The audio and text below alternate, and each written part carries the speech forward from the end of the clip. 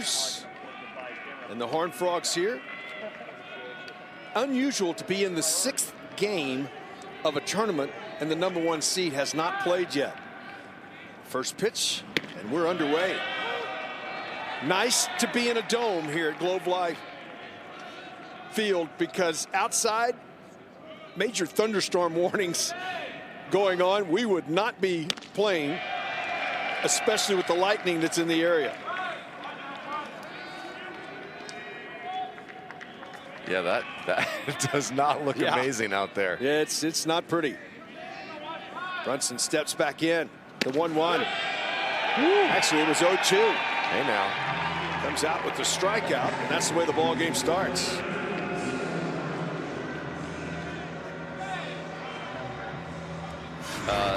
Zonk, 92 miles per hour, inner half, painted. With a little cut. Yeah, that if you're a right-handed hitter in the TCU dugout, no likey that right there. Well, one thing it will do to you instantly, you go, okay, we don't want to get 2 strikes on us. Yeah. Which misses downstairs to Sam Myers, the freshman. As he steps in, see his numbers on the year. 331.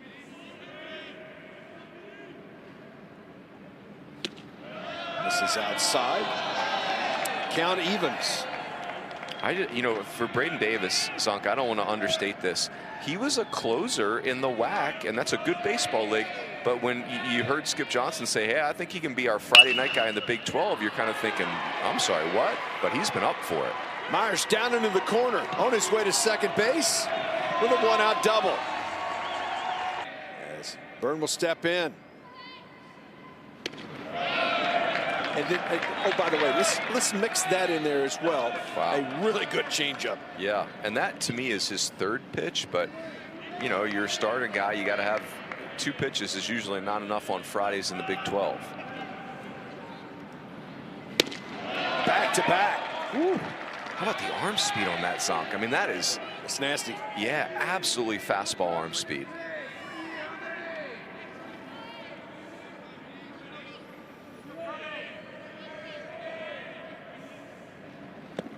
Downstairs. You don't see it 3 times in a row very often. Went right back to it, but in a great location. And it's 1-2.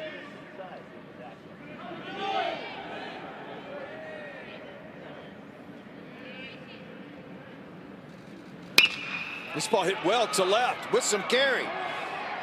What a play! Laid out to make an outstanding play as Pettis. Oh my word!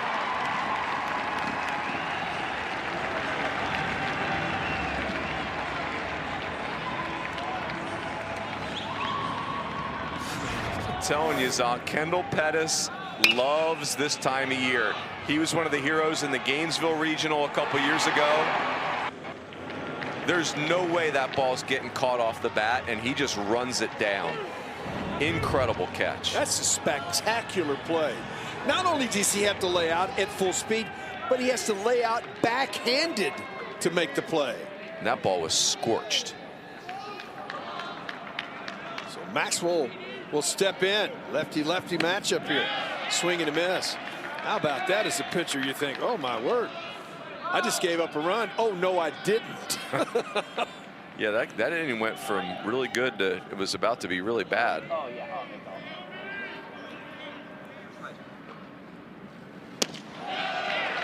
There's the slider. Yes, sir. 85.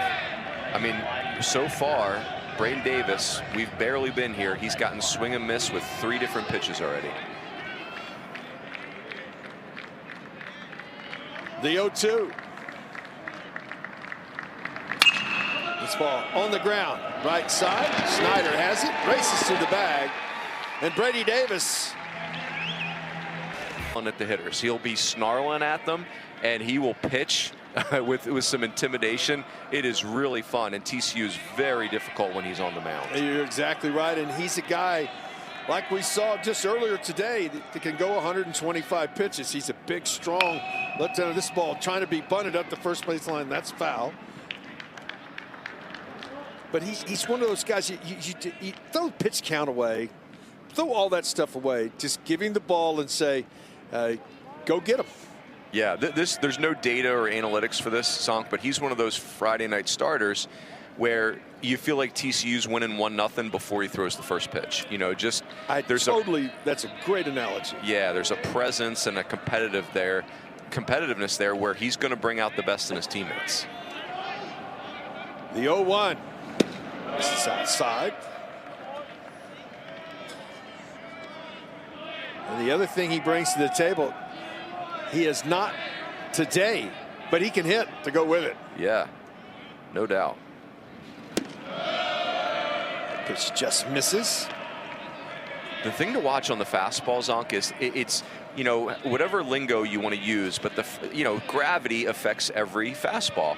And Toley's fastball seems to fight gravity. You'll hear it called induced vertical break.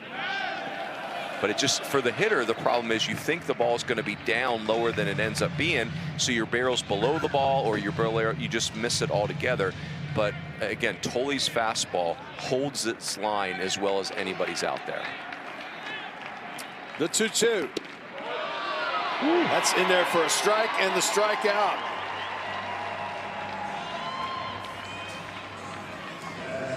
I think that your scouting report was so good when you talked about he pitches off of his fastball. His fastball is his pitch. Mm-hmm. It is a very heavy fastball, and he's going to throw it two places. He's going to throw it at the bottom of the zone, at the top of the zone, where that carry can really play. Carmichael will step in. The DH roll. First pitch in there for a strike to Easton. Sophomore from Prosper in the Metroplex area here.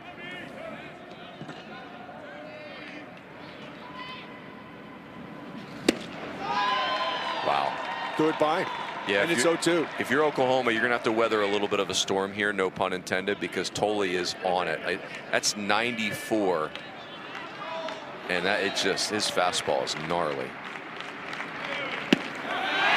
Wow. Good morning, good afternoon, and good night.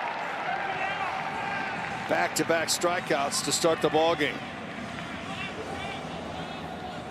That ball, he rinsed up to catch the throw.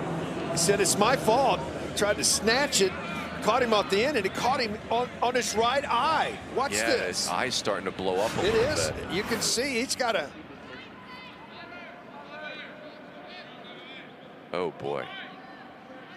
I mean, oh, look at that lump. I mean, that left a mark, and a big mark. Yeah. Now they're going to have to get that treated in between innings before that really blows up where he can't pitch, but goodness. And it's just one more time, and this is a ball being thrown around the infield, and he just reaches up and he misses it. Goodness. I mean, that stuns him. I wonder if looking in the stands, he just didn't see it. You know, sometimes looking in the stands, you don't get a great look at things. Bender in there for a strike to Michael Snyder. Wow. Senior, Woodland Hills, California. Big first baseman. And he has got... They're going to have to treat that. You're exactly right. The 1-2. We'll keep an eye on that. Ball foul back. Well, I guarantee he's not coming out of the gate, folks. Yeah. Unless he just can't see home plate. The one thing is he's probably a little distracted right now because he can feel it. So I think once he gets in the dugout and they can treat it, at least, you know, you eliminate the mental distraction, because you're right, that is swelling up fast. This ball chopped on the ground. Tough play. Coming across the diamond in time. Green makes the play, and 1-2-3 go the Sooners. Bleeding. And I mean, that's a tough young man right there. All he did is come out, go right after him, and oh, by the way, retired all three batters he faced. Yeah, as long as he can see, that eye stays open enough that he can see Peyton Toley staying in this game. But boy, what a freak incident. No question. Boyers will step in. Tries to push this ball foul. Goes foul. Meanwhile, Zonk, Braden Davis has 6 swing and miss, and he's just facing his first hitter in the second inning. You know, Boyer's a switch hitter from the right side. You know, when you're in a game, there's so many little bitty incidental things that happen that you're not sure, and they're icing it up to make sure it doesn't swell where he can't use that eye. Wow.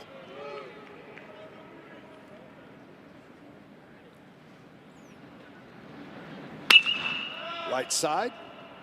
Well, I think TCU always plays, you know, they play their tails off when Peyton Tolley's pitching for a million reasons because of how good he is and the person he is.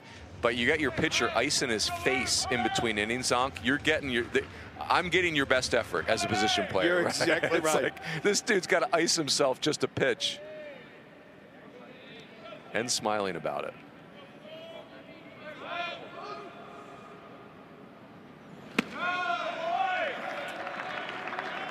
Change up, missed upstairs. He's had a good one here to start the ball game. Count evens at 2-2. And Davis is, the stuff is great. He's not an elite strike thrower. He throws enough strikes. Now, there are guys, I want you to explain that to folks. People think, well, strikes is what you want to do. If you don't have great stuff, you don't want to be an elite strike thrower. Yeah, I mean, hitters are uncomfortable facing Braden Davis because the stuff is good and you don't always know where it's going to be. Strikeout, the second. I mean, if you're in the zone all the time and you don't have stuff that can miss a barrel, you know, being a little effectively wild is pretty good as he comes back with the strikeout right here. But when your stuff is good, that strike throwing is important. Yeah, absolutely. And boy, I wondered about the changeup as a third pitch. It's been fantastic today. 100 punch-outs on the year. That's a big number in college baseball. Sure is. See Danny Wheat, the trainer, helping Tolley.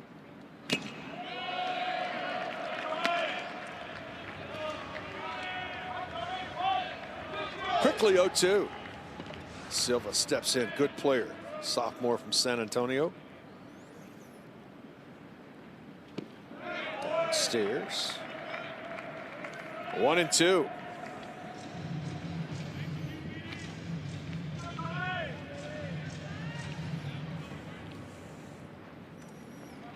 can see both of these teams really too with these two guys going, moving guys over quickly, knowing that one or two might be enough.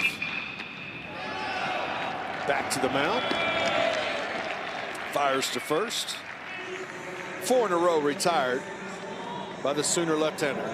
It's so interesting to me, Zonk. You think about Braden Davis going from WAC closer to Big 12 Friday night starter, and that man right there has tutored so many great arms in pro baseball, college baseball, Skip Johnson. So I don't know why I would be surprised that Braden Davis has made a big jump, because Skip Johnson's as good as it gets. He has done an outstanding job every place he's been. As a head coach, as a pitching coach. Has Skip.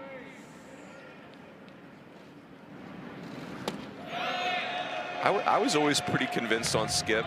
Obviously, he was Augie Garrido's pitching coach at Texas for a long time, head coach at Navarro Junior College. But when I heard that Clayton Kershaw would seek Skip Johnson out in the offseason, that had my full attention. Mechanics. I mean, and I've known Skip a long time, and he not only teaches mechanics, yes, and that's an important part of pitching, but also it's some of the philosophy and mindsets that he talks about. What kind of mindset you have to be when you get on the mound.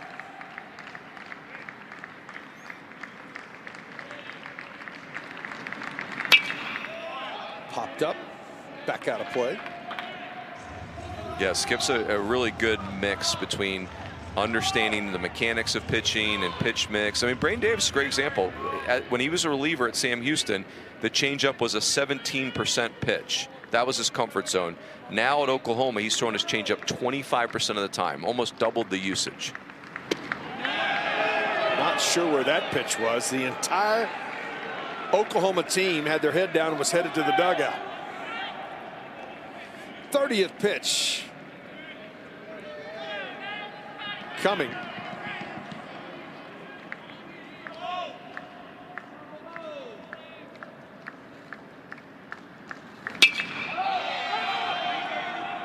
skied in foul territory. He calls for it. Yes, he loves to play. He's always wanted to play. But when you lose your mom, Gina, it just puts everything in a different perspective. Yeah, I mean, I think the number one thing we all get from athletics are shared experiences, and some of those are the highest of highs, and some of those are the lowest of lows. And cross the diamond for the out. You know, when you think about what Peyton Tolley's been through, you know, part of the story, Peyton Tolley's playing college baseball because of his mom in many ways. Yeah. Gina went to Wichita State, was a golfer there, but that was the heyday for Wichita State when Gene Stevenson was rolling. I mean, you look at the size of Peyton Tolley, he could play any sport he wants. And so when he transferred from Wichita State last summer, because of the coaching change, when you talk to coaches that, you know, everybody was recruiting Peyton Tolley, they said, you know, Gina and Peyton were as respectful as anyone they've ever encountered in the transfer process, as far as being focused on the right things and the right fit for Peyton. And, you know, you can see the way the TCU program and team have rallied around him during what is a very, very challenging time. And, you know, our hearts go out to the Tolley family for sure. No question. Lost a long battle with breast cancer. Hey. His head coach talked about them meeting and how she cared about others, and not just, you know, you're trying to pray for her and what she's going through. She was worried about other people and not herself. Yeah, incredible. It just, everything about the Tolleys, it's been so wonderful to learn more of their story, even in the midst of this tragedy. 1-2 now to Jackson Nicholas, the junior.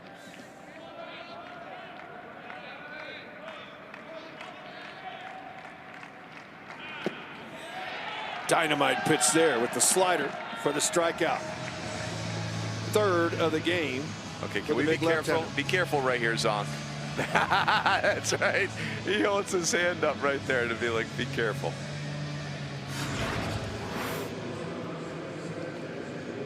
Really good slider right there. You know, the fastball is so ferocious, you've got to be really focused on as a hitter, and just makes that breaking ball that more devastating. Willits will step in. Just pitch in there for a strike. Shortstop, freshman, Oklahoma native. See his numbers, good numbers for his freshman campaign.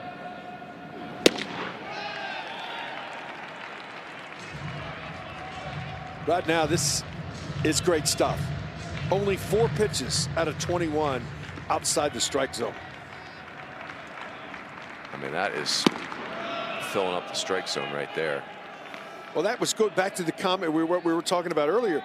With Tolley, if he throws strikes, you're in trouble as a hitter. Yeah. He can't throw too many because his stuff's so good. And it's going to take the hitters in a bat or two to really understand how his fastball operates. It's hard to get on. 6 up, 6 down. Braden Davis has matched Peyton Tolley. They are both in command right now.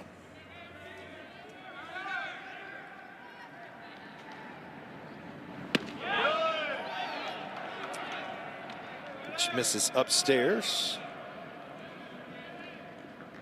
Ryder Robinson steps back in, freshman.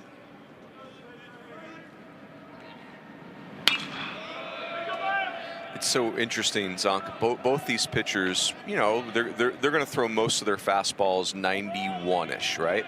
And as a hitter, you're thinking in this day and age, you know, fastball 91, whatevs, right? Like I see that all day, every day. But these are just different.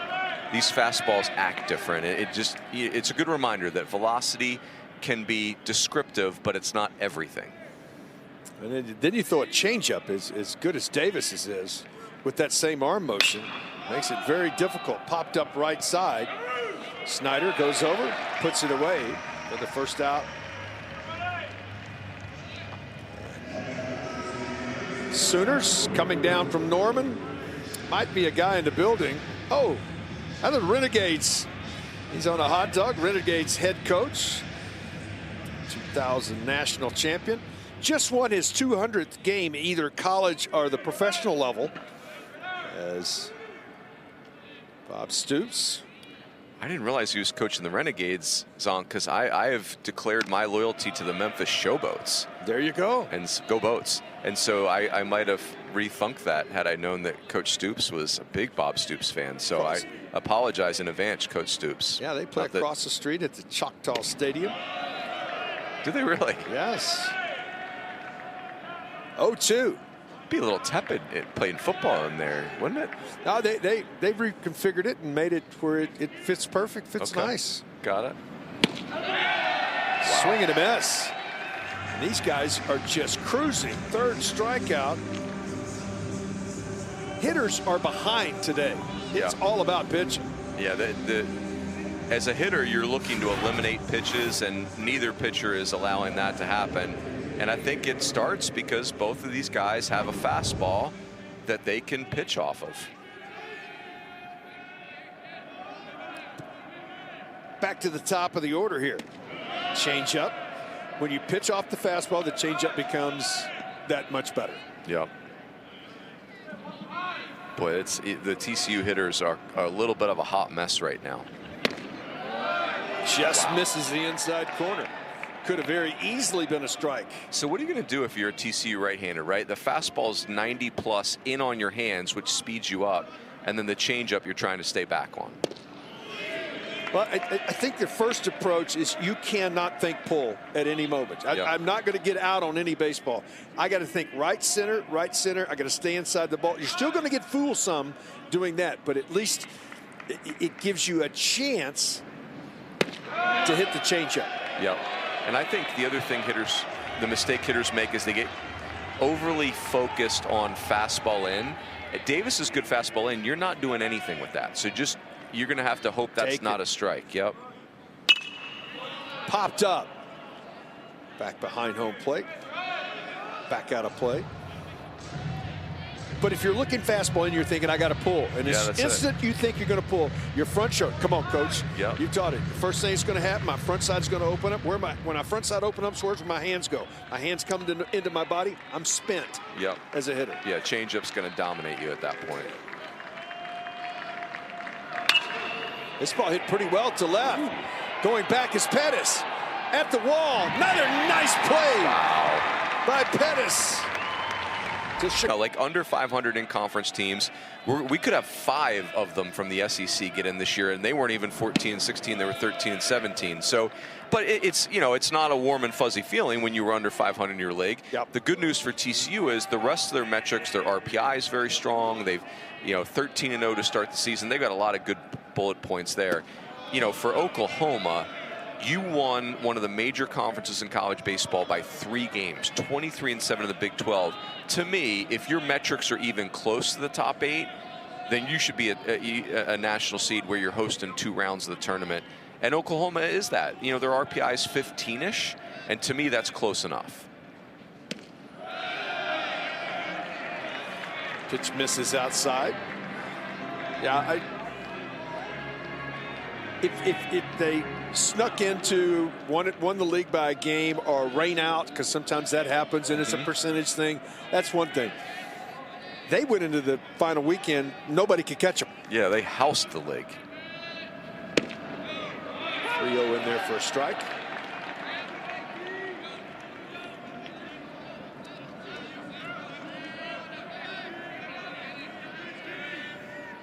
The 3-1. Right at the bottom of the zone. Pettis thought it was a ball.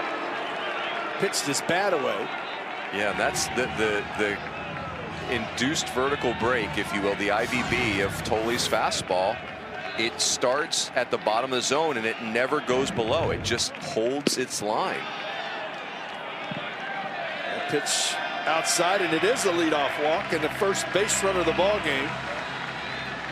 Let's take a look at the resume put together by citing these things, and everything else lines up for Oklahoma. Ludlow will step in. Scott, junior catcher. Johns Creek, Georgia native. See the numbers on the year. Lefty-lefty matchup here.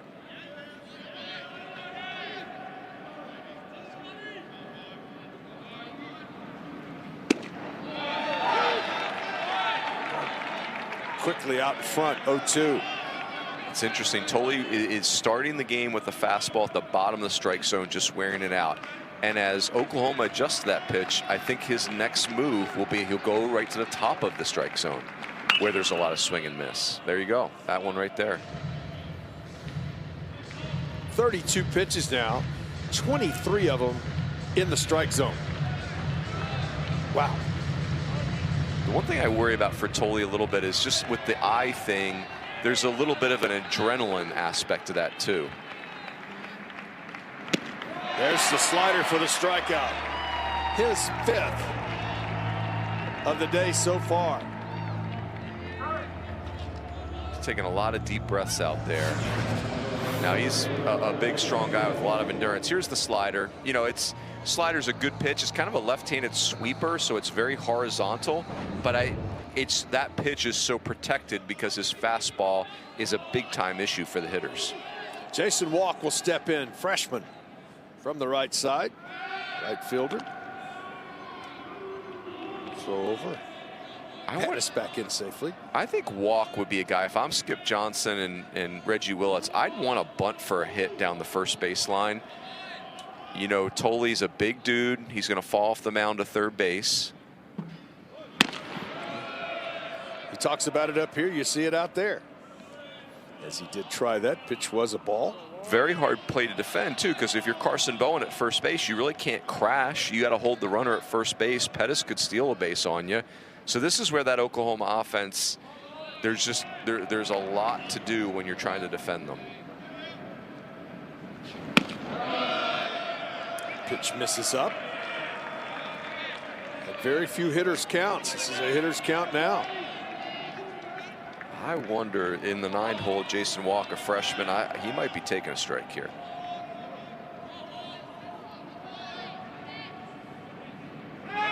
Runner goes, pitches in for a strike, throw to second, not in time. And Pettis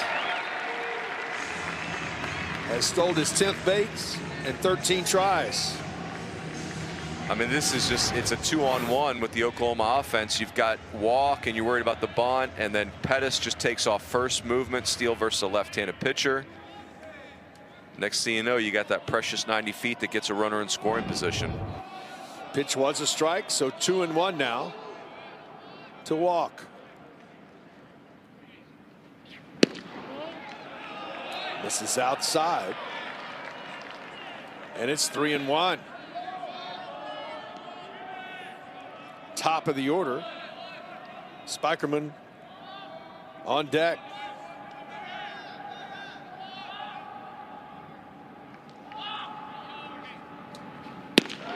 Ball 4. So a little crack in the armor here.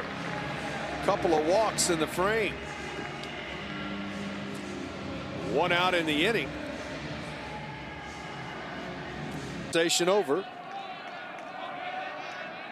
Spikerman 0 for 1 as he steps in. He was a strikeout victim his first time up. Runners at first and second with 1 out. Missed inside for ball 1. Tricky thing here for Tolle is he needs a double play, and he ain't getting it with John Spikerman. Spikerman flies. He can get down the line. 40th pitch coming. Throw back to second.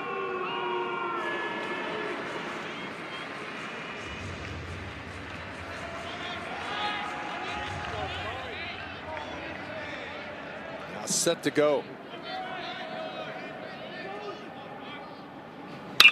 This ball on the ground, could be 2. Wow. Wow, you just don't see that very often. 6-4-3 and a beauty to get out of the frame. I'm excited to hear the story. Like, could he not see into the stands because the ball was coming from third base?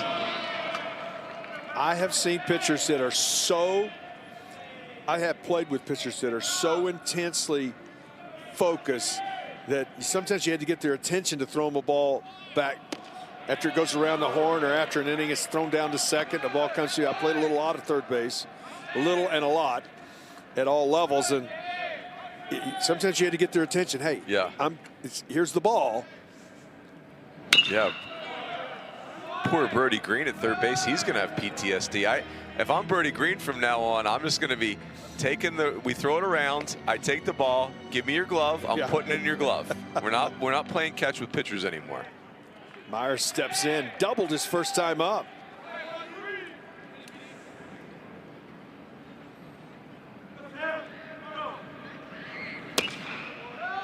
Foul at the plate. You know, in all seriousness, Zonk, the one thing I do wonder about is TCU really wants to catch Peyton Tolley up in at bats, and I wonder if they may have to shelf that for at least the rest of the tournament. I don't know if I'd want him hitting, or even if he could hit, because if I'm not mistaken, that's his lead eye. Yes, it is. Yes, it is. He's a left-handed hitter. So the more I think about it, there's really no way he's hitting the rest of the tournament. I wouldn't think so anyway.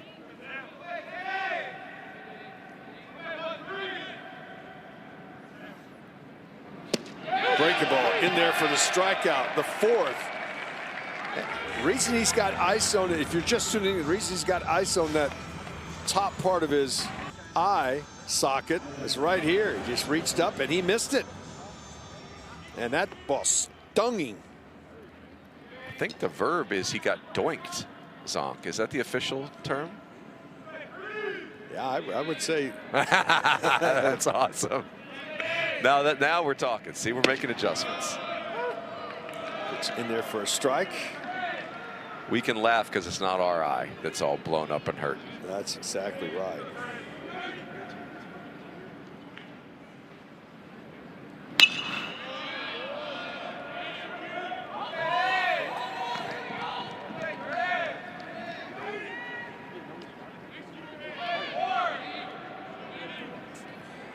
Oh, 2.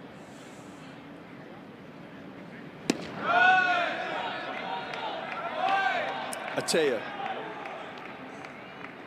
saw it all the time when I played, and I know you did as a player and as a coach too, Mike.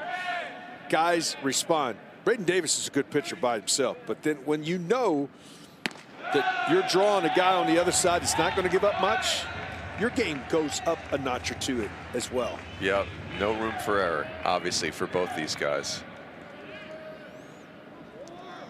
It's been eventful for Peyton Tolley today. Out behind short, back. Willits puts it away for the second out of the inning. This is remarkable how much of the changeup is a real factor for Braden Davis. Again, when he was at Sam Houston, it was significantly more slider than changeup, and him and Skip Johnson have completely flipped that script. If you look at synergy this year, it's 25% changeup, 19% slider. That's just remarkable. Sometimes it's a grip. You learn something new with the grip where you can keep your arm speed up. Davis just buzzed the tower right there. And then the other part of that is you start seeing more and more right-handed hitters the more effective you are. So you got to develop a pitch that can get right-handed hitters out. And I like that he's in 3 different, velocity zones. The fastball's in the low 90s, the breaking ball's in the mid to upper 80s, and the changeup's in the low 80s. He has that pitch still in his arsenal when he needs it, that slider.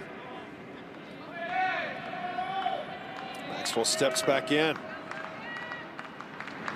Swing and a miss in the dirt. 5th strikeout. That ball gets away down into the corner. A bad throw and a break for the Horned Frogs. The strikeout, the 5th for Davis. The wild pitch, E2. Will put Maxwell in scoring position here. Boy, that's unusual. Scott Mudler has won the catching position at OU because of his defense. Easton Carmichael is one of their best hitters at second. DHs can also catch, but Mudler is in there to enhance the defense. So uncharacteristic right there. It cost your starting pitcher more pitches now at 58. Should have been out of this frame as Boyer steps in. Big pitch, swing and a miss. Is there any worse feeling in baseball, Zonk, than your team None. still on the field because of you? Yeah, that's right. It's the guilt is overwhelming. And there's not a person in this ballpark more than Mudler that wants an out right now. That's right. He will be as pumped up as Peyton Tolley was on that double play if they get out of here. Correct. 0-2. Missed outside. 1-2.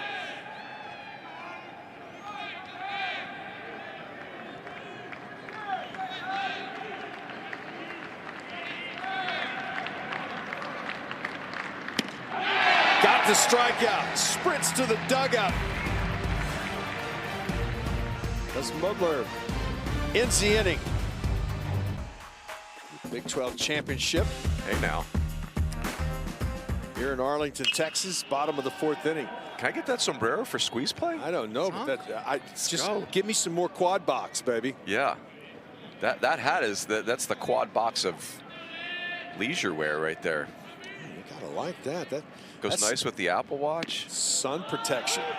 Pitch in there for a strike. Sun protection, just in case you get a bad parking spot. Yeah. Oh, and the baseball hat on top. That's really, we got a lot going on there. You're not just rolling into that outfit, Zonk. You got to be prepared for that. Snyder fouls this ball back. It remains 0-2. Great numbers. 361, 6 homers. Drove in 59 runs this year for Carmichael.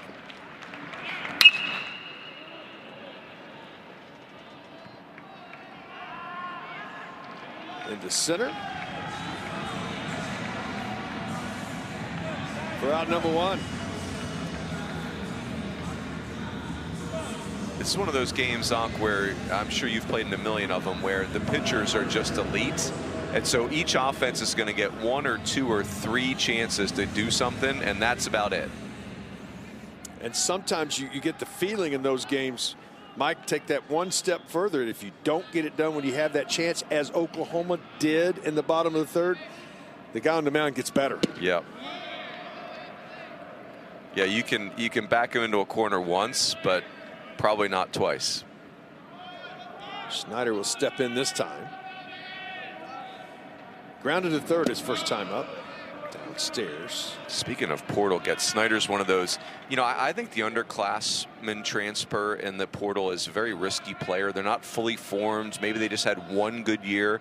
But these grad transfers, and Michael Snyder's that. He's a SoCal kid, went to University of Washington, had a great career there, was in a regional with them actually in Stillwater last year. Boy, he has been, Randy Mazey talked to us about it in the morning game. Michael Snyder's taken the player he was at Washington, and he hasn't even elevated that at Oklahoma. Yep. Well, another year of experience, more mature. 4-pitch walk. So 1 out base runner here in the bottom of the 4th. As McKenzie will step in.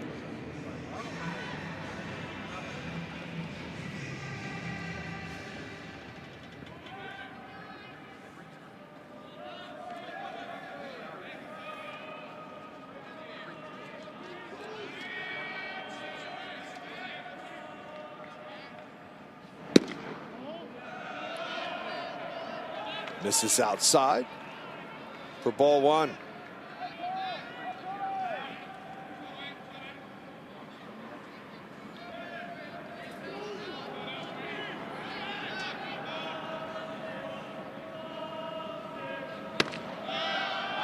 Top of the zone. Sooner fans didn't like it. 50th pitch of the ball game for the TCU left-hander.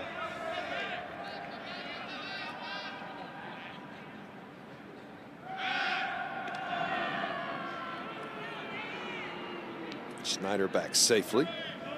He's 13 of 14, so he will run as well for the Sooners.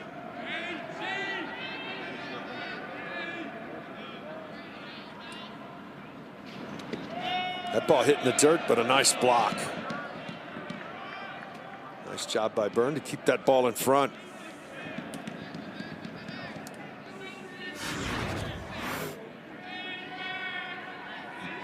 Spiked this one. Nice job of smothering that ball right in front. Yep. That's a real strength of TCU. They've got two excellent catchers in Byrne and Bowen. Last foul.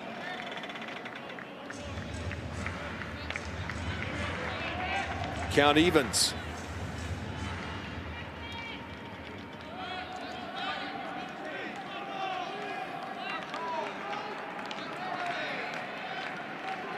Kinsey steps back in.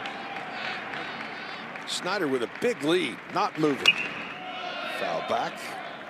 We'll do it again.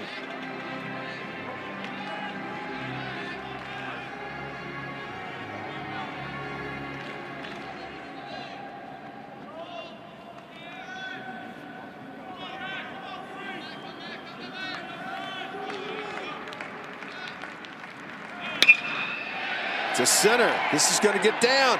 Diving effort nice. to try to make the play.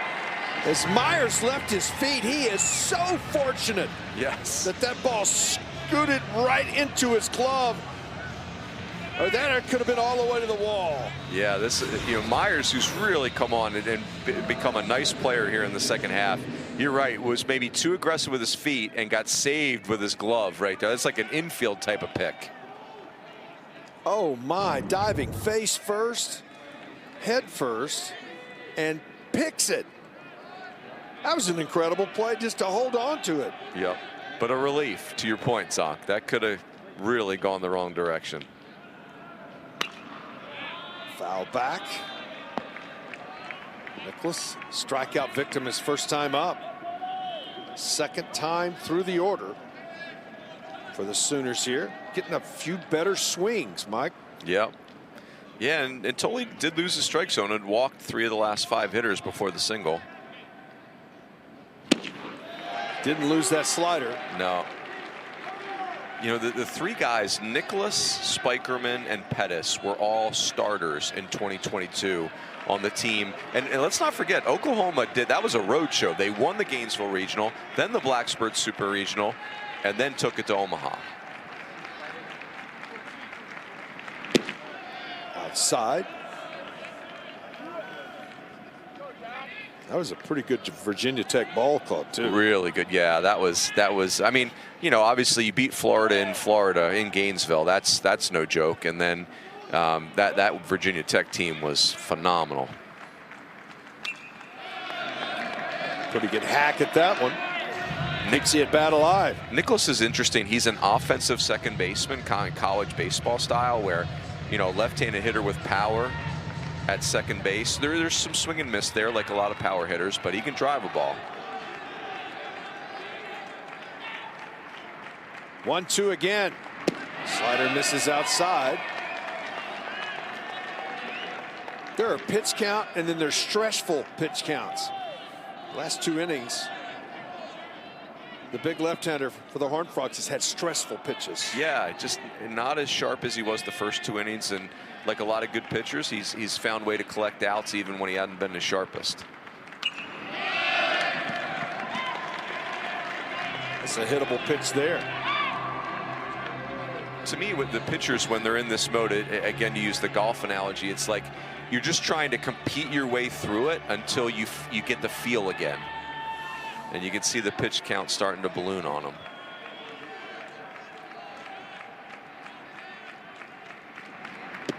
Slider misses. Full count here. Big deep breath. 8th pitch of the at bat coming. Yeah, pitch of the game right here.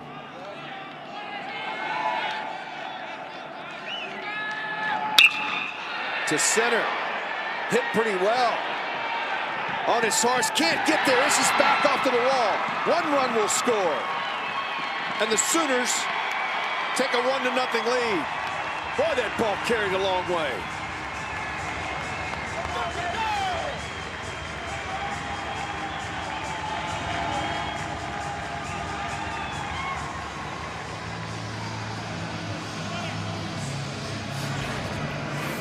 Jackson Nicholas puts a charge in this, Runes. Yeah, fastball, and ended up being center cut. And I mean, this is very close to him running this right out of the yard in center field.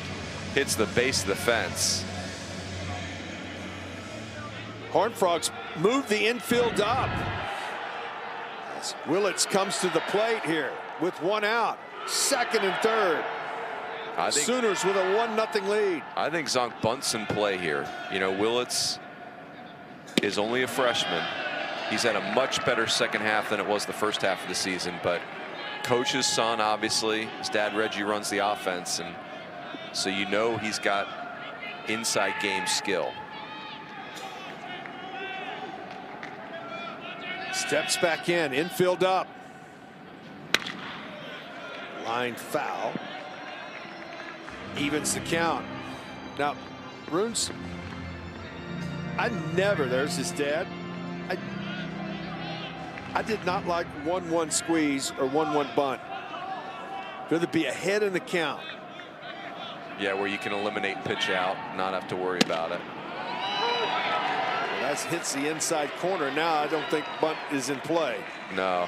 The only reason I might have considered it 1-1 is because Jackson Willits did not look comfortable on that fastball. I mean, he was way tardy.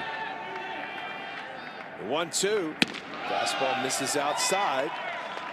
The count evens at 2-2. And that right there has been one of the problems for Tolley today, is especially in the middle part of the game, where he's trying to go fastball for the punch out, and it's just not quite competitive enough for the pitch. Too much of a miss. The 2-2. Pulled foul. Do it again. I think, though, fastball up is the answer. I think now the question is, can Jackson Willits recognize it and stay off it? But if I'm Tolley, fastball up is the answer to this quiz. Laborious inning for Tolley. Right side on the ground. They're going to come to the plate. Throw is in time to get the out at the plate, and they want to review that. Runners at first and third here as Pettis steps in. He walked, stole a base his first time up. This ball rifled into center field. 2-0 Sooner. Willits on his way to third. And the Sooners answer. That is a big 2-out knock right there. It is remarkable to me how Kendall Pettis has another gear this time of year. In 2022, when the Sooners were on the way to the CWS finals, he caught fire, and he seems to be doing it again. I mean, it's what you want to do. You got a runner in scoring position and get something early in the count to take strikeout out of play, and middle of the field is your friend with runners in scoring position. 30th pitch of the inning coming from the big left-hander. Good pitch in there for a strike. Muddler will step in. Strikeout victim his first time up. I would anticipate some type of double steal with Oklahoma right here. Left-hander on the mound. Very popular play. Especially 0-2. And if you're TCU, 2 outs, 2 strikes, Muddler looks lost against Tolley. Do not take the cheese on any type of base running shenanigans. I would just let Pettis go to second base and be done with it. The 0-2. Foul tipped into the glove, and that ends the inning. Easy for you to say. Yeah, you know, that inning just probably bothered you as much as it bothered me. It's just one of those innings where you look at it, it got away, but it shouldn't have got away. One of those type of things. Yeah, they did a good job.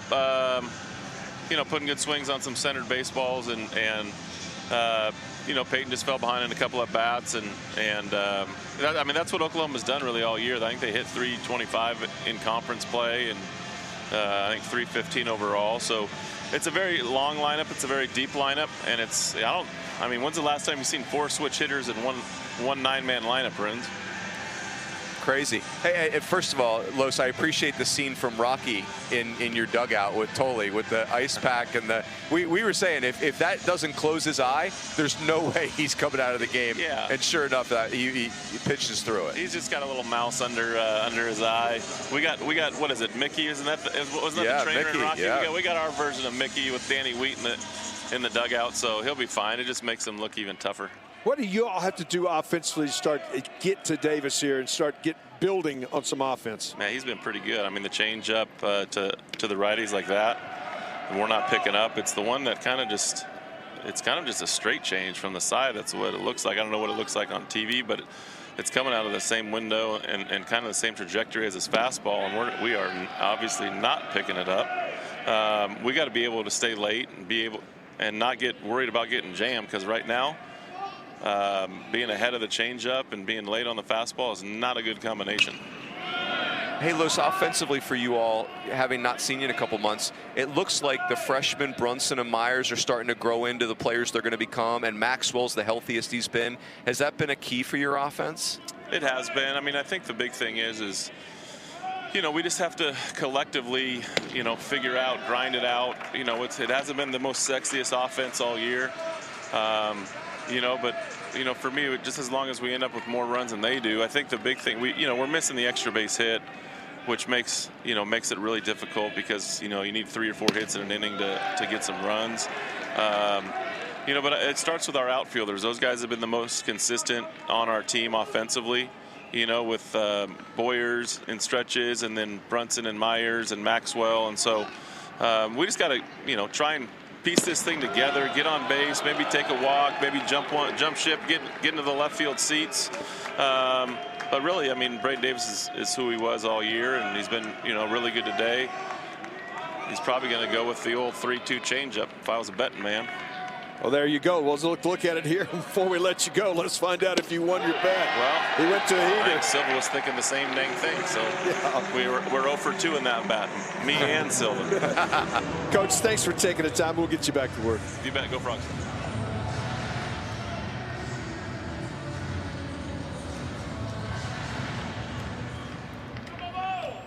It has, at times, been a real struggle offensively.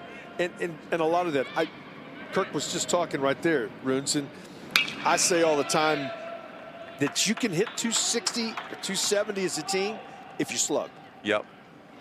But if you don't slug, you got to be up around that 300 to 310 average as a team to be a good offensive team. Yeah, and I mean, last year's team did have a lot of youth on it, but it also had a Braden Taylor who is, slug. When you got a first-round pick in your lineup, that takes a lot of pressure off everybody else. Davis misses. Ooh.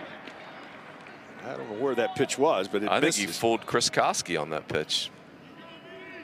2-1 to Bowen as he steps back in.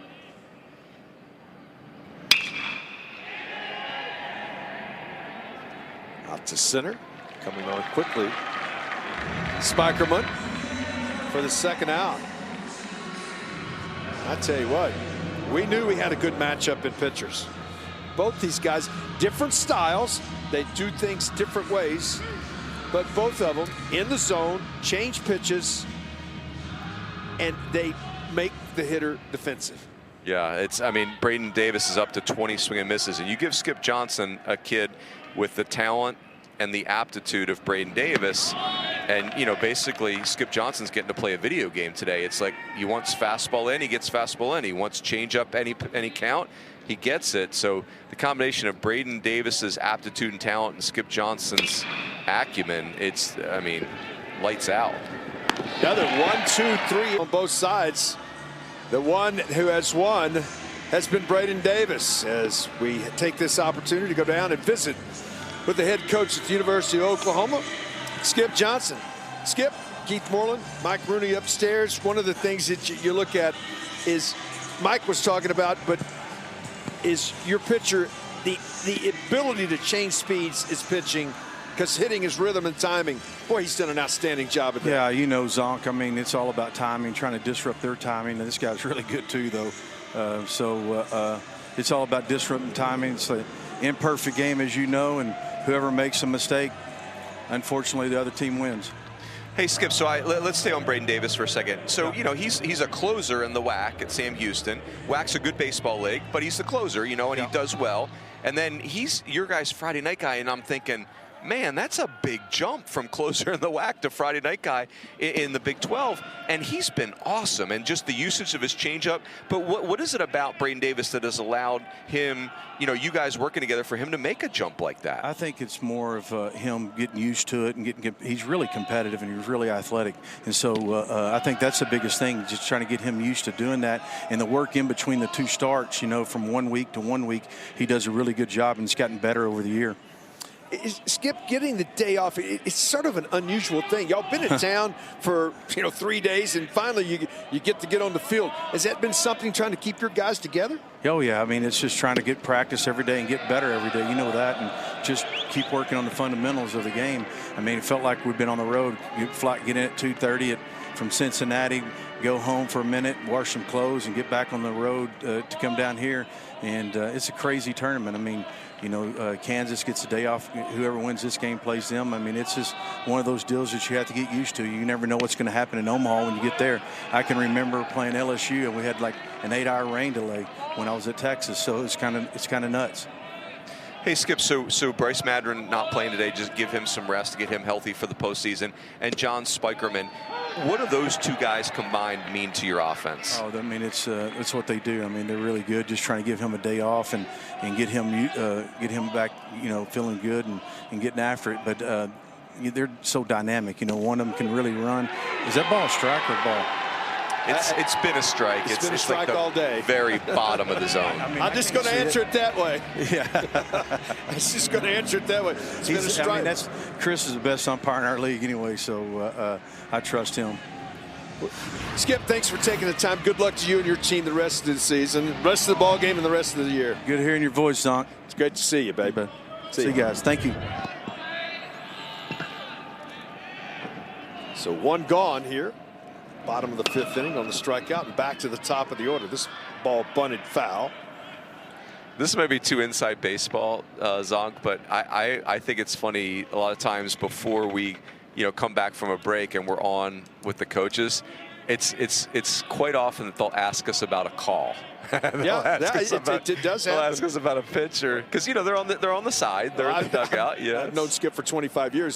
He would always used to ask me. He says, "What do you think about this and what do you think about that?" Especially just to know where it's at, and that's what you heard my answer to him. I said, "Skip's been a strike all day." That's right. So as a player, he can go to the players, or as a player, if it's a strike, I got to swing at it. Yeah, that's right. Yeah, Spikerman, this is the guy he was talking about. Spikerman's speed is a difference maker. This is launched to left, but will stay in the ballpark. Maxwell over, puts it away for the second out of the inning. So 2 gone here, home half of the 5th. This is a big hitter, Zonk, because, you know, to your point, how about this? Peyton Tolley coming in the inning. He has thrown 27 pitches today with runners in scoring position. Wow. So he needs a breezy 1-2-3 right now to get back in rhythm. Those are stressful pitches. Yep. Especially in a game like this when you're facing Braden Davis. Carmichael steps in.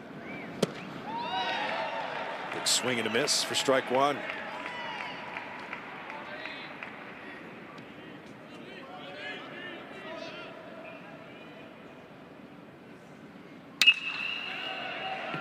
Ball rifled to left field.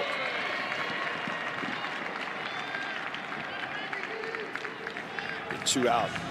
Single. Exit velocity 106. Woo. You can see the numbers. 32 pitch 4th inning where he surrendered 2 runs. He is a big, strong left-hander. You could think about 110 to 120 pitches, but he needs to start getting some quick outs. Mm-hmm. Yeah, don't want to tax it. He's the guy that saves their bullpen. So, you know, as Kirk Sarlo said, like to Oklahoma's credit, they're just kind of not allowing that to happen.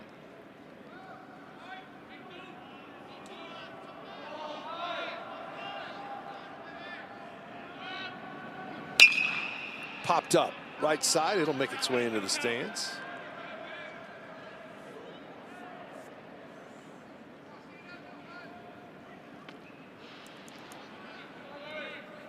Snyder started it all in that 4th inning. 0 for 1, walked and scored a run.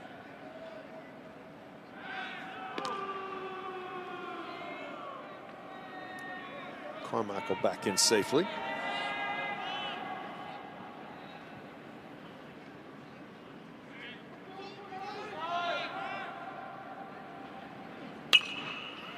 Good hack at that. And he's down 0-2. You can see that look. Hitters know. They'll give you that little deal like, oh, I had one right there. Didn't get it done.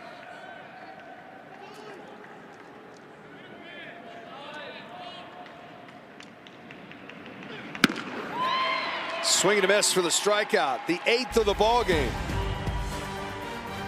We go to the 6th. Throwing the changeup and the slider. Really good athlete. It's 3 legitimate pitches. He's flooding the strike zone, and you know the TCU hitters are completely on their heels right now. 9-1-2 scheduled for TCU here in the top of the 6th inning. 76th pitch of the day is upstairs for ball 1.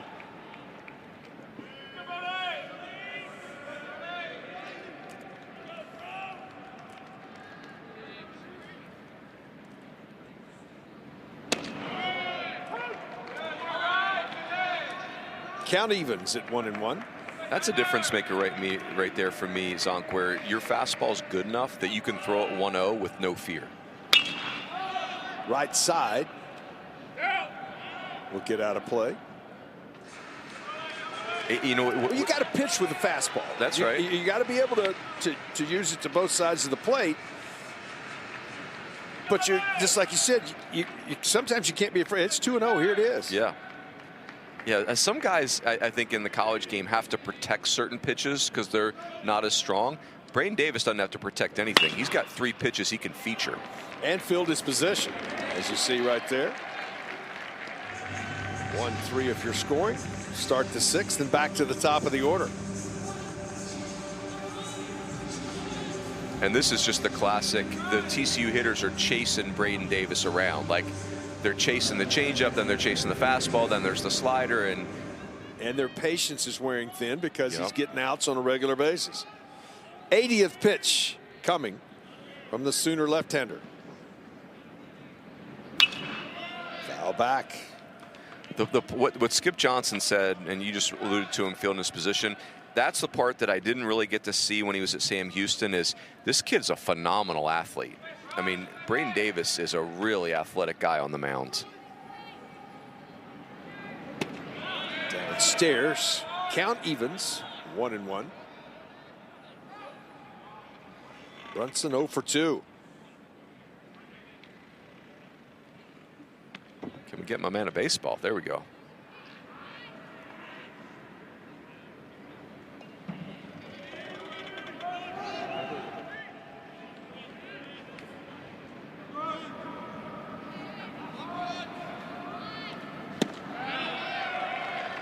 One pitch, dynamite changeup, had him out in front.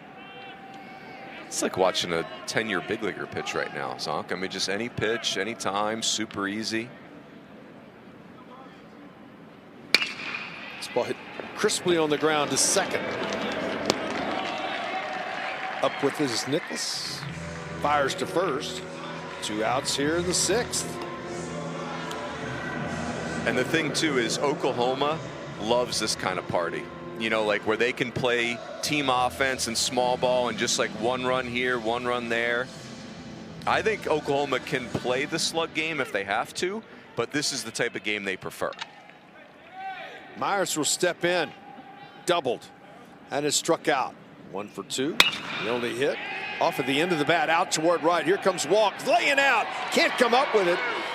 And this is going to allow Mowers into second base with his 2nd double of the ball game. Walk tried to lay his body out and get to it. Well, between Pettis, Spikerman, and Walk, the Oklahoma outfield is as good as anybody. They cover a ton of real estate. And for Myers, it's just perfect placement of that fly ball. Heck of an effort by Walk. I mean, it's 3+ center fielders in your outfield. Not just 3 center fielders, 3 good ones. Well, Pettis made the play of the tournament earlier in the first inning. On the man that's at the plate right now.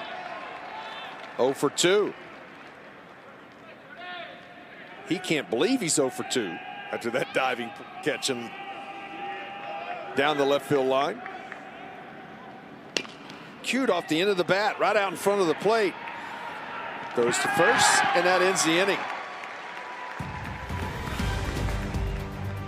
Go to the bottom of the 6th. Sooners up by 2. And there's not a better competitor in college baseball than this man right here. I'm telling you. 86 pitches. You know he's just going to keep coming at you. Bottom of the 6th inning. He'll face 4, 5, and 6. Trailing here 2-0.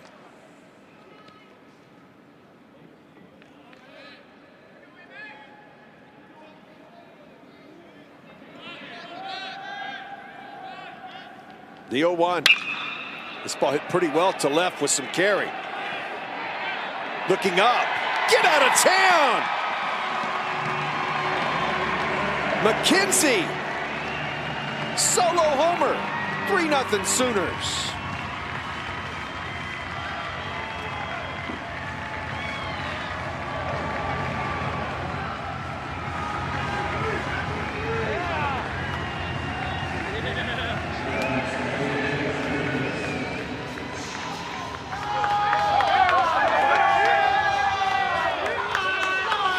.5 miles an hour off the bat into the Sooner bullpen.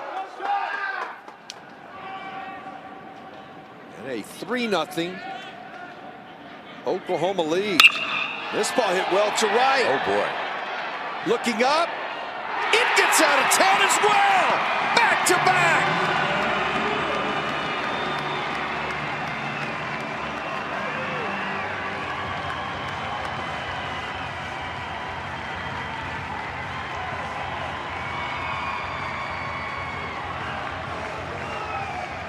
Will step in. Downstairs. With the win yesterday, TCU, if they do drop the game today, will be in an elimination game in the morning against Kansas State. We won a ball game earlier today, if you're just tuning in, against West Virginia.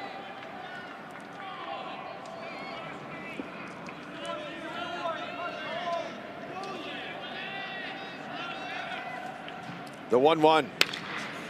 Fouled off right side.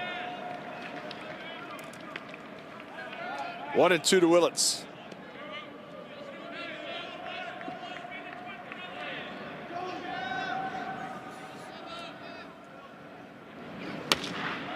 Chopped at the plate. We'll do it again.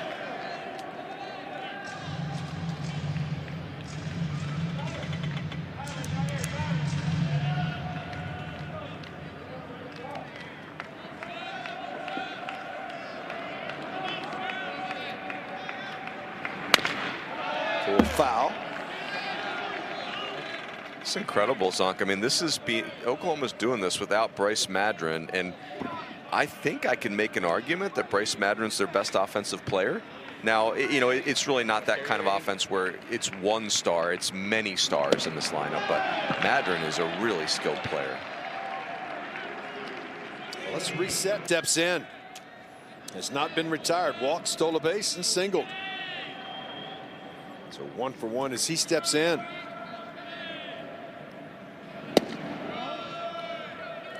Story is Dave, obviously Braden Davis. He's got 6 innings of 2-hit shutout baseball. But the other thing, the impressive thing from Oklahoma is been their at-bats. They've had good, consistent at-bats. This ball hit on the ground to short. Silva across the diamond, second out of the inning.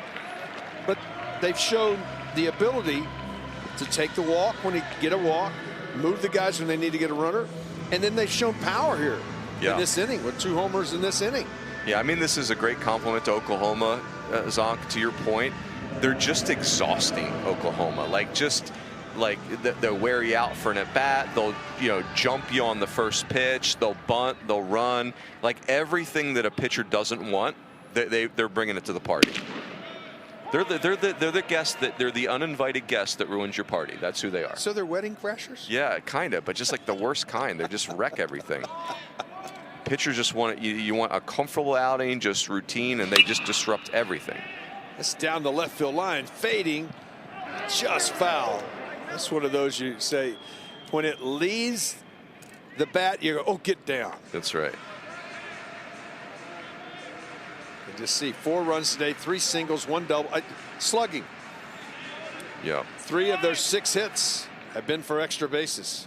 Yeah, there's no place that a pitcher can get comfortable. Like, you don't get to take the day off from holding runners. You don't get to take the day off from fielding your spot. You don't get to just throw cookies first pitch. They just torment you a million different ways. Death from 1,000 cuts. Yeah. Off of the fists. This should do it. But how did we get here? 2 runs in the inning. Good athlete, fills his position. Only 2 3-ball counts all game. He's into the 7th here. His 88th pitch coming to Logan Maxwell as he steps back in. This ball chopped on the ground. Nice play going back and up, racing to the bag. There's Snyder for the first out. Just even how fast Braden Davis covered first here, Zonk. It was like, I mean, Maxwell's a really good athlete, and Davis is going to beat him to the bag if Snyder wants it. Watch Davis get off the mound. I mean, are you kidding me? No offense to our pitching friends, Zonk, but that is moving for a pitcher. Jack Arthur will be the pinch hitter as he comes on here.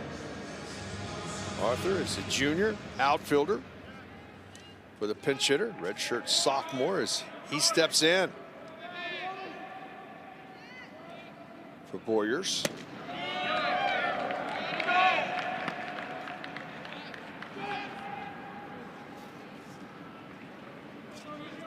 Sophomore from Flower Mound will step back in. Nothing like walking off the bench and looking up in your 0-2, Rubes. Yeah.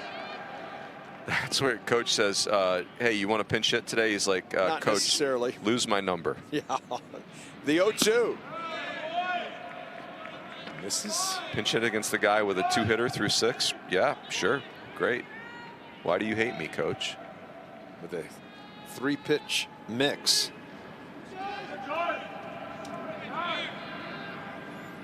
The 1-2. Fouled right side. Back out of play. 1-2. I hate to be redundant with the mea culpa, but it's true, Zonk. In the offseason, when I heard, Braden Davis, I knew he was very good at Sam Houston, but when I heard he was going to be Oklahoma's Friday night guy, that made me question Oklahoma. Like, really? Like a Western Athletic Conference closer is going to be your Friday night arm? Is it that much of a rebuild on your pitching staff? But that's on me. I didn't know who Braden Davis was about to become. Change speeds there. Comes up with the strikeout.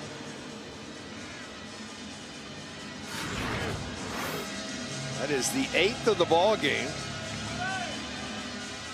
That is just a dynamite pitch. Yep.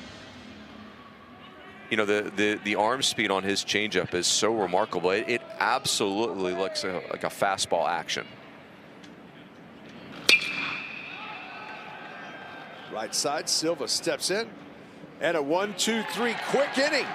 7th inning stretch time here. 4-0 Sooners. And it will be 9-1-2 due for the Sooners. How about going the other way? Just take a look at the Sooners First of all, Big 12 champions runes.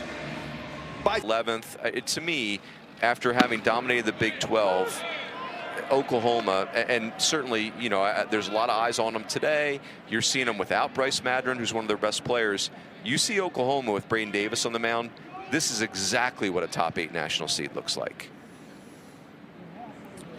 Good start here. Back to the top of the order, the switch hitter, Spikerman. Steps in from the left side. That's the other part right now for Oklahoma. You've got Walk on first base. You've got Spikerman up top of the order. I mean, you know, Reggie Willits can do anything he wants to do here. He can bunt, he can run, he can let him hit.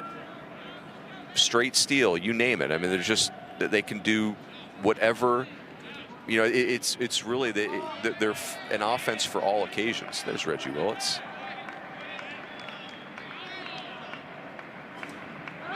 Throw, they picked him off. Nobody back behind. Can he get there?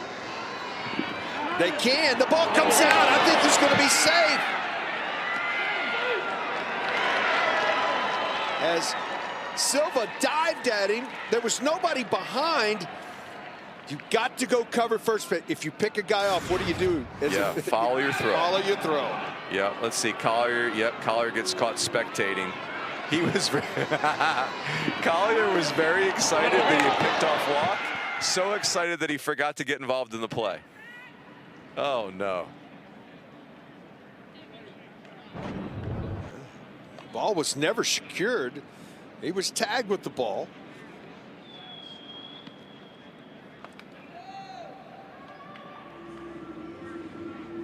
Silva had to dive.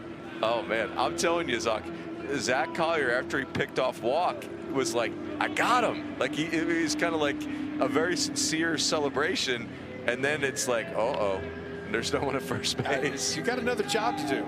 Yeah. They're going to review this.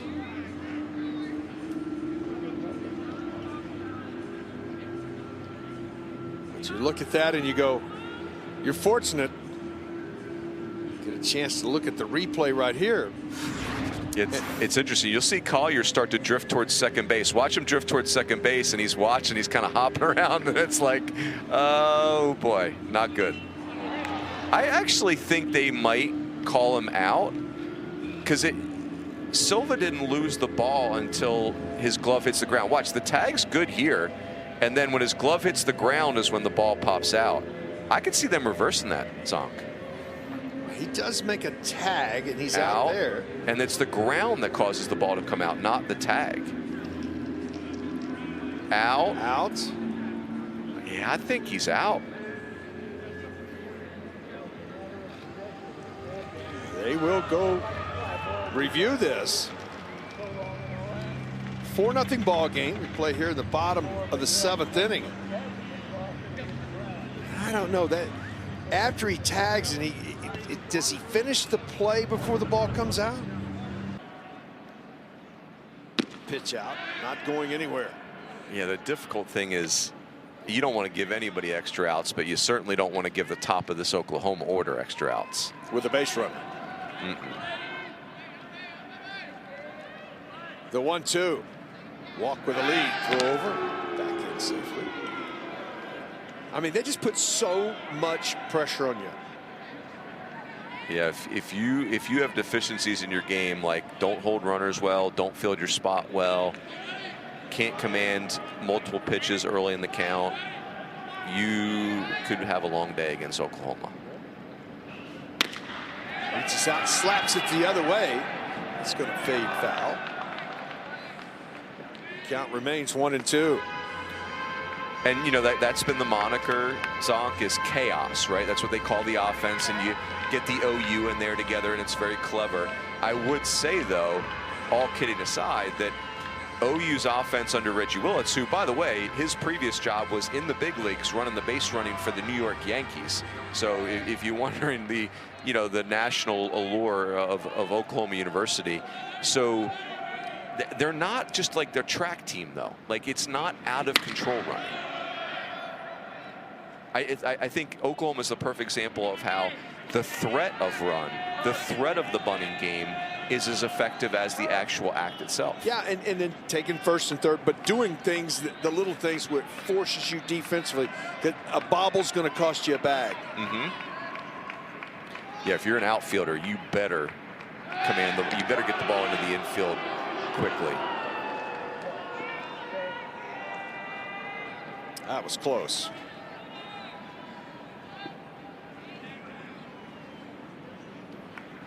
Walk with another good lead from first base. They got him picked again. This time, they will. He's out of the baseline that time. There you go.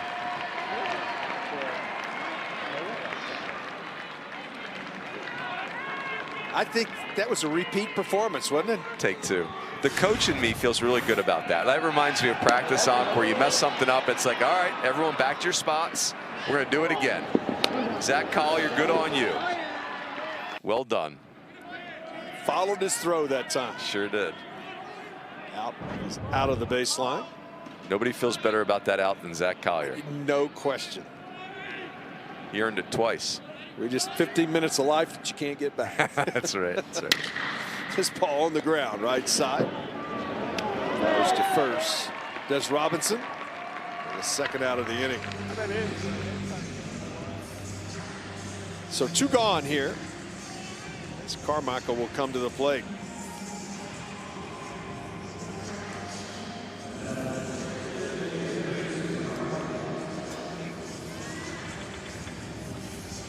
One for 3 on the day.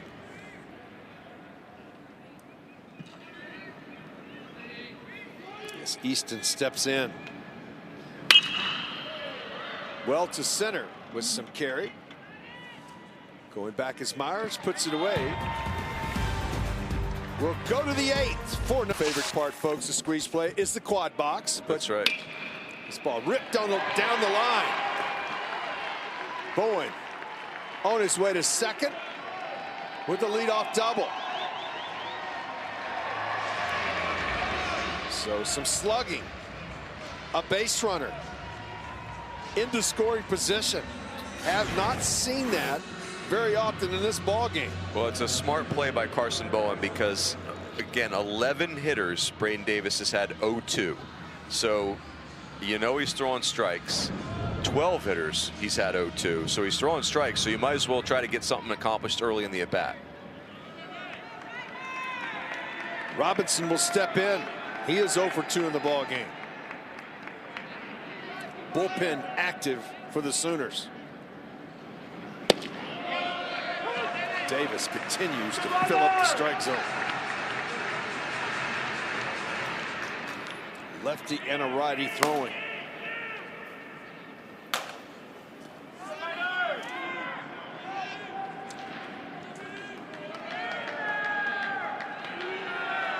Carson Atwood, the left-hander.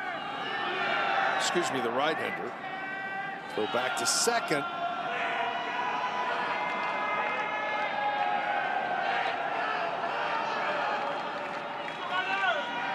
He threw the receiver open right there, Zonk. Do you see that? Just throw it to an area and let the receiver run into it. Really, it's like quarterback athlete. And sometimes you got to have touch, and he had touch. Yeah. I mean, you put too much on that ball gets in the center. Yeah. Yeah. Dylan Gabriel on the leg. Braden Davis behind center. Let's go. I think Gabriel's on to Oregon, if I'm not mistaken. Oregon, that's right. Sorry, I can't. Not good on my. Need a quarterback wristband to keep track of the quarterback transfers.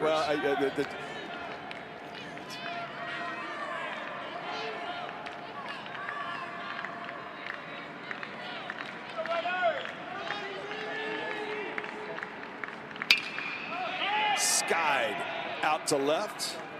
Pettis has a beat on it. Puts it away for out number 1.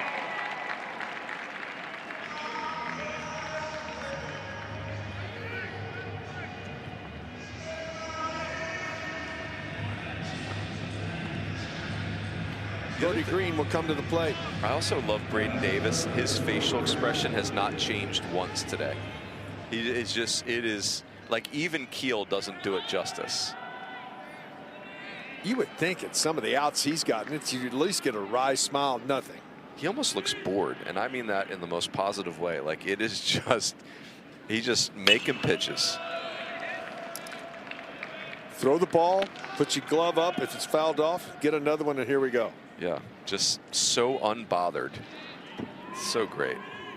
I want to live my life with Braden Davis's facial expression. Just, it's all good. 27 batters faced, 20 of them he threw the first pitch strike.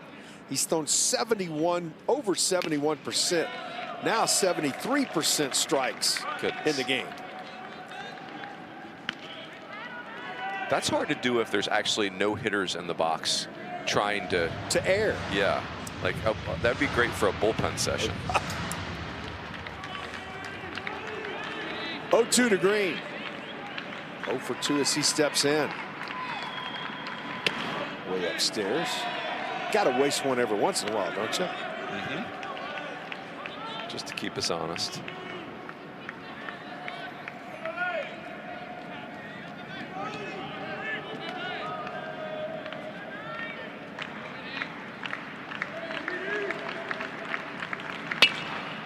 Off of the end of the bat, humpback liner Snyder has it.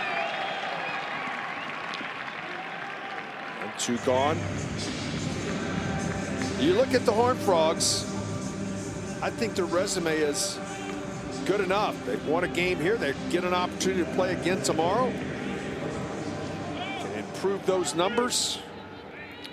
It wasn't the season they wanted. They started 2-7 in the first 3 conference series and really did an outstanding job coming back from that. And have been playing better ball after April 15th.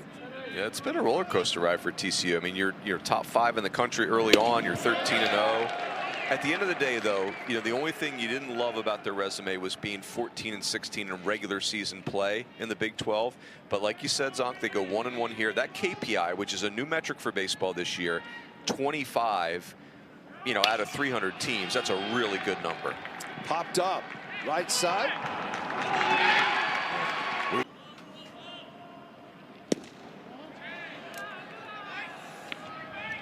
First pitch misses for ball 1. Snyder will step in 0 for 2. And statistically, Snyder has had a whale of a year. Yes, he has. Chopped on the ground. Going to be a difficult play. Not going to get an out. That's one of those that you pound into the turf. Get an infield knock. That is baseball, Zonk, right? Like sometimes you hit a missile right at somebody, and sometimes you do this. Pound it right into the plate. Yeah. It goes up 40 feet in the air, and you're not getting an out. Exit velocity 23 miles an hour. But you'll take the knock. Yes, you will. This was got good exit velocity, but Maxwell runs it down in left field. Yeah, Anthony. See, it's a perfect example. That's right. One guy hits it right on the button, has 100-mile-an-hour exit velocity. The other one pounds it off the plate and that's right. Gets to beat it at first base. Anthony McKenzie's like, you're joking, right? Yeah. I hit the ball 94. You hit the ball 14 miles an hour, and you get the knock. Man of the match steps in. Jacqueline Nicholas. He has doubled. Solo homer. Driven in 2. 2 for 3 in the ball game.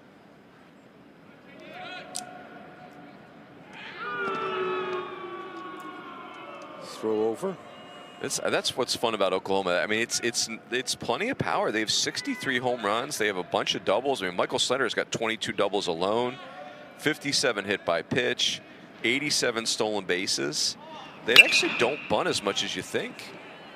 It's only 18 sack bunts. I'll tell you the one thing for Oklahoma that you'd love to see continue to clean itself up down the stretch is they're only fielding 970. To me, when you get to Omaha, you're often looking at, yeah, it's a lot of teams field 980 or so. You don't have to be that, but it feels like Oklahoma should play good defense. Like, it's a really athletic group.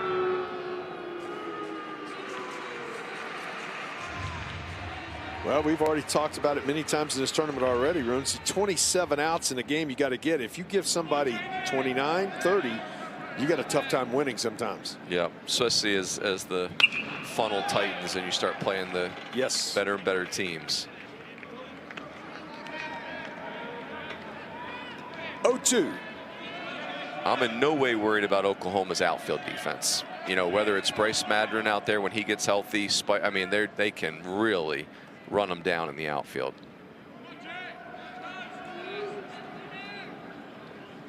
Throw over. Snyder back in safely.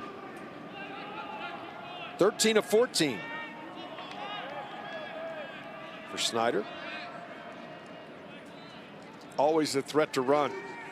Another gigantic lead. Swing and a miss. Got him. Good location there for the second out of the inning. You know, if you look on Synergy, Hoover is a guy that can spin it. Slider, cutter, curveball. Cincinnati, most people say maybe the first 4 out. And a lot of projections. They need a W. First time those two schools will ever meet in a collegiate baseball game. You see the University of Texas here. Down the third base line, go to second base. Easily got that bag. And into scoring position.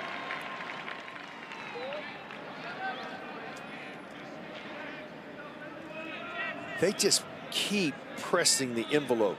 Yeah, that's Michael Snyder, who's 6'4", 6'5", 200+ pounds, with his 14th stolen base of the season. That's a big man for 14 steals. 1-1 on Willits.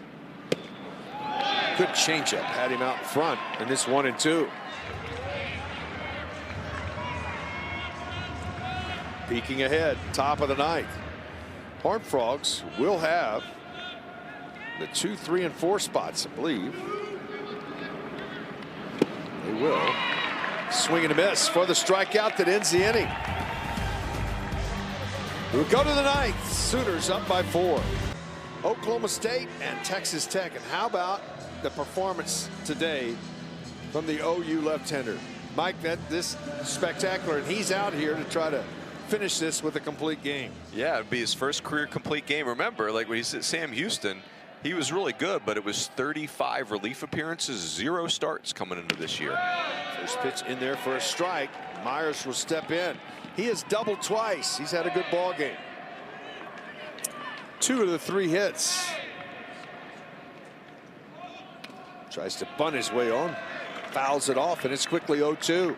Sam Myers has been impressive. When I saw TCU in February, he had not solidified himself as an everyday player yet, but you could see not only is he an everyday player for TCU now, like he's a guy you can lock in the lineup for a couple of years.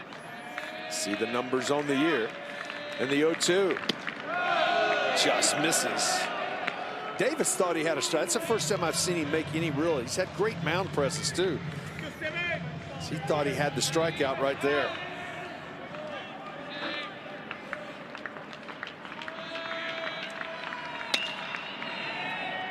Out to left.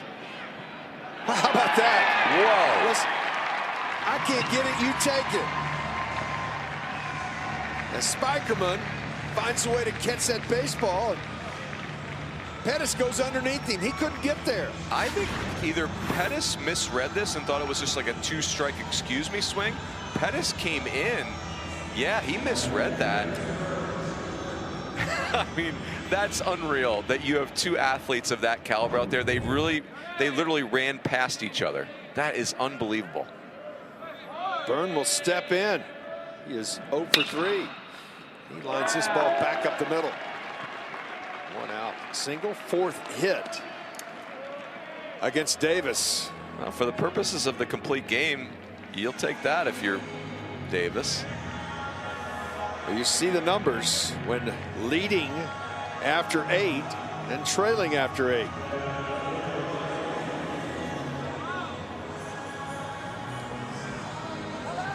So Maxwell will step in.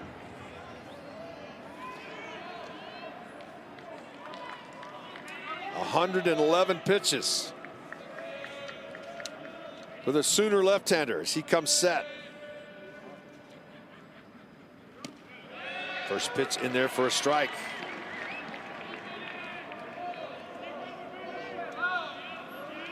Maxwell steps back in.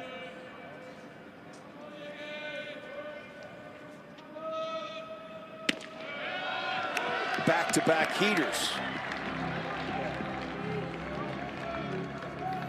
113 pitches is a career high for Braden Davis. He comes set, his 0-2 delivery. Downstairs. 1-2.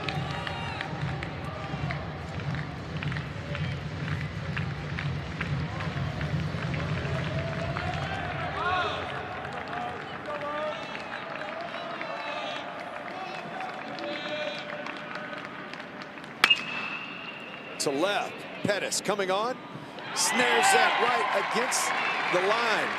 That was well defended, but how about the alignment to be in the right spot there to make that play? Yeah, this Sooner outfield, there are not a lot of hits out there.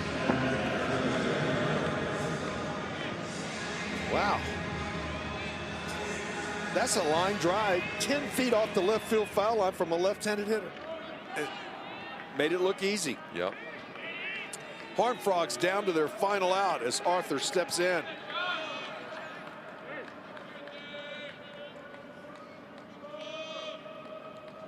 Out in front of a changeup for strike one.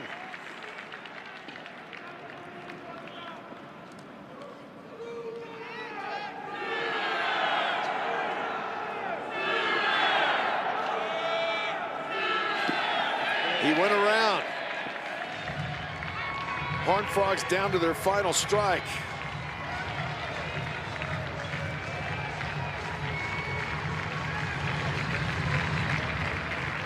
Sooner fans on their feet here.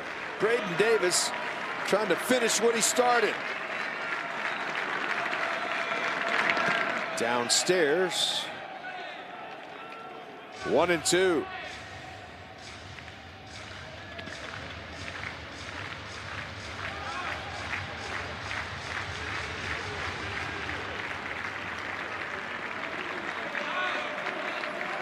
The 1-2 delivery. Foul back. Went with the fastball that time. Still at 93 miles an hour. Pitch 120. Coming. The 1-2. Changeup, got him. Ninth strikeout of the ball game. A complete game shutout by Braden Davis.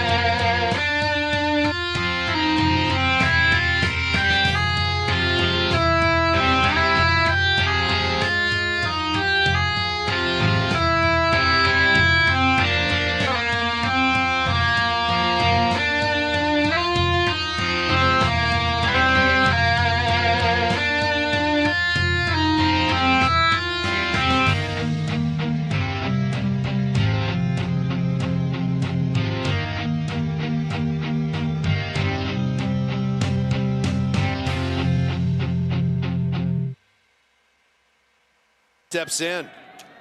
Has not been retired. Walked, stole a base, and singled. So 1 for 1 as he steps in.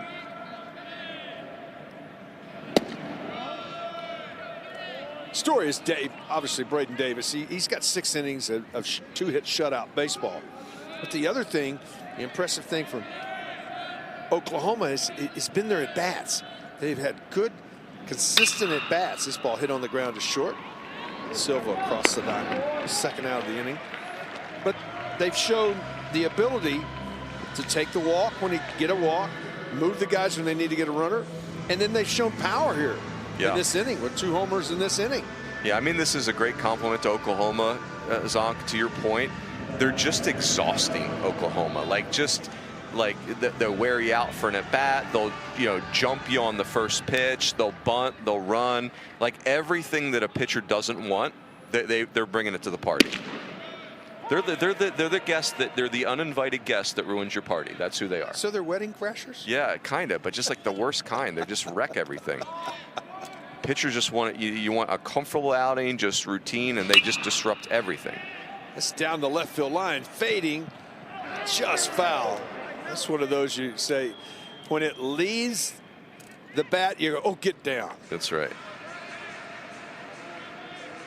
You just see 4 runs today, 3 singles, 1 double, slugging.